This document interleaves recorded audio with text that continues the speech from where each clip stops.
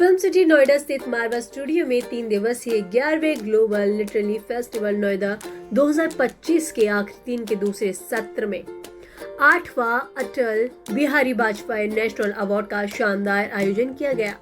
दीप प्रज्वलन और गणेश वंदना के साथ कार्यक्रम की शुरुआत की गई। Sandeep Marwah, festival president and chancellor AAFT, University of Media and Arts, Dr. Neeraj Sharma, Honorary Counselor General of PLAU, Sujit Kumar Mishra, Secretary General, Election Commission of India, Dr. Prem Bhardwaj, ज्ञान भिक्षु, प्रसिद्ध लेखक Dr. B.L. गौड़, प्रसिद्ध लेखक मौजूद रहे। कार्यक्रम में बुके भेंट कर अतिथि गणों का स्वागत किया गया। डॉक्टर संदीप मारवा ने कहा है कि साहित्य और कला ही समाज की असली धरोहर है।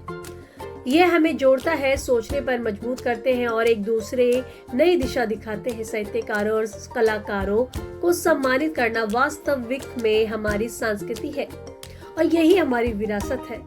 वहाँ मौजूद सभी अतिथि गणों पर साहित्य की कला और संस्कृति को बढ़ावा देने के लिए देश में बेहतरीन काम करने वाले लोगों को 8वां अटल बिहारी वाजपेयी नेशनल अवार्ड दिया गया।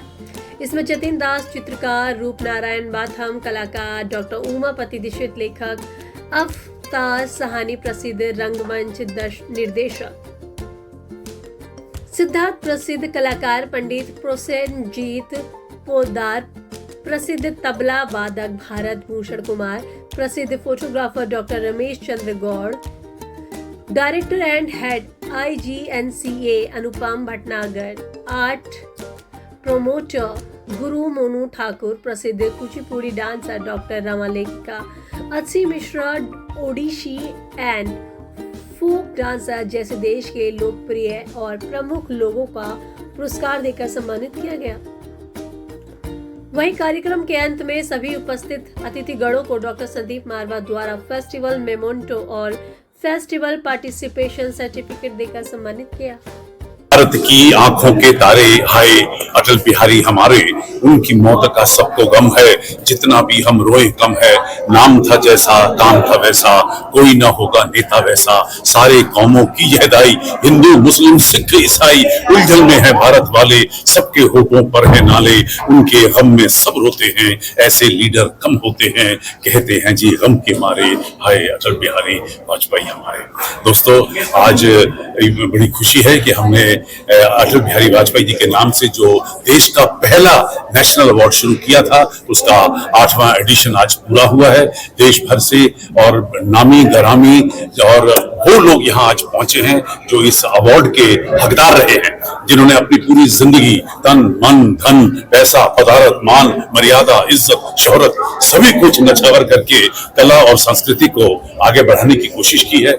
ऐसे लोगों को आज सम्मानित किया गया है और आज एक नया वातावरण बना है पूरे मारवा स्टूडियो के अंदर, और जो माहौल बना है उसमें एक नई उदारता, एक नया जोश, एक नई लगन, देश के प्रति मोहब्बत ये आज खूब यहाँ फैली हुई है।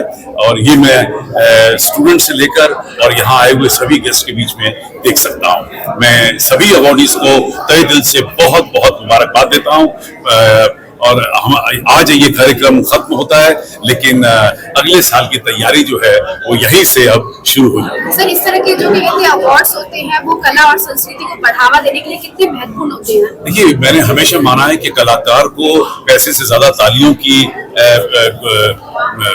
ख्वाहिश होती है, और शायद इसका मतलब होता है कि एप्रिसिएशन जो है वो जिंदगी में कई लोगों को आगे लेके चली जाती है। जो लोग उदास होते हैं उनमें नया जोश आ जाता है, जो अच्छा कर रहे होते हैं वो एक और बड़ा काम करना चाहते हैं। तो प्रोत्साहन जो है वो जिंदगी का एक बहुत बड़ा हिस्सा है, और शायद लोग प्रोत्साहन देने में भी कई बार झिझक कर जाते हैं, घाटा खा जाते हैं।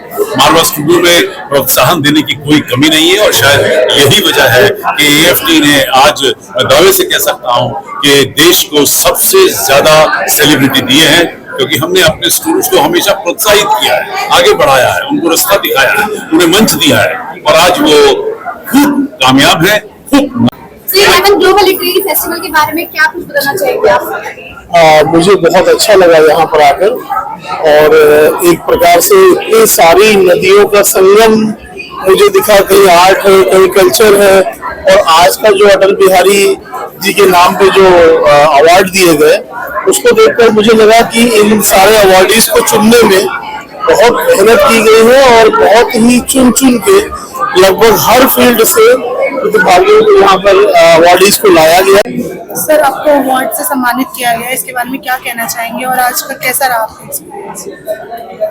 ये साहित्य उत्सव जो होता है यहाँ का, ये बहुत ही अपने ढंग का एक अनूठा कार्यक्रम है।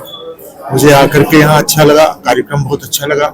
खास करके इतना बड़ा जो विद्यार्थियों का समूह है वो कितने अनुशासित हैं और अपने इस पूरे कार्यक्रम के लिए समर्पित हैं, ये देख के अच्छा लगा। मारवा साहब बहुत ये 11वां कार्यक्रम उनका चल रहा है उत्सव का, इसके लिए पूरी तरीके लिटरेचर में इस स्तर पे कंपटीशन था। अभी हजारों लोग हैं जो एलिजिबल हैं, मगर किसी को मिल सकता है, सबको तो नहीं मिल सकता। तो ये अचीवमेंट है आपके इस कार्यक्रम की कि लिटरेचर फेस्टिवल के बारे में क्या कहना चाहेंगे आप? इस तरह के जो कार्यक्रम होते हैं वो कितने इम्पोर्टेंट होते हैं? देखिए, मैं काफी समय से ग्लोबल लिटरेरी फेस्टिवल पे आ रहा हूँ मारवा स्टूडियो में, और हर बार जब आता हूँ तो मेरे को कुछ ना कुछ नया देखने को मिलता है। बट एक बड़ी अजब सी बात है कि हर बार जो अवार्डी होते हैं वो बहुत चुन के लाए जाते हैं देश के अलग अलग कोनों से, और मैं संदीप मारवा जी को इसका श्रेय दूंगा कि इतनी बारीकी से किसी अवार्डी को चुनना और फिर उसको जूरी के सामने लाना, ये कोई आसान बात नहीं है। तो मैं एक मुबारकबाद देना चाहता हूं संदीप जी को और आपकी सारी टीम ऑफ AFT, ICMEI और मारवा स्टूडियोज को, जो इस प्रोग्राम को साल बर साल हर साल एक बहुत सक्सेस। मैं सुनिए, the word global I dislike. ये पृथ्वी का जो ग्लोब मतलब गोल गोल ना है, इसीलिए एक दफा एक एग्जीबिशन हुआ था, उसमें एक ही फॉरेन का आर्टिस्ट था और बोलते ग्लोबल आर्टिस्ट क्या। हमारे एक इंफीरियरिटी कॉम्प्लेक्स है in our country, we want to call it global, international, world wide. आज की लिटरली ग्लोबल लिटरली फेस्टिवल के बारे में मैं यहाँ आके मुझे बहुत खुशी हो रही है, क्योंकि नोएडा में इस तरीके का कोई आयोजन नहीं होता था, और ये भी नेशनल लेवल का अवार्ड वगैरह है, ये बहुत बड़ी चीज है। मारवा स्टूडियो ने ऑर्गेनाइज किया अटल बिहारी वाजपेयी जी के नाम से, तो ये बहुत ही इंस्पायरिंग है, और मुझे उम्मीद है कि इसकी जानकारी जब देश के और भी सभी प्रांतों में जाएगी तब इसको लोग पहचानेंगे कि कितना बड़ा काम है।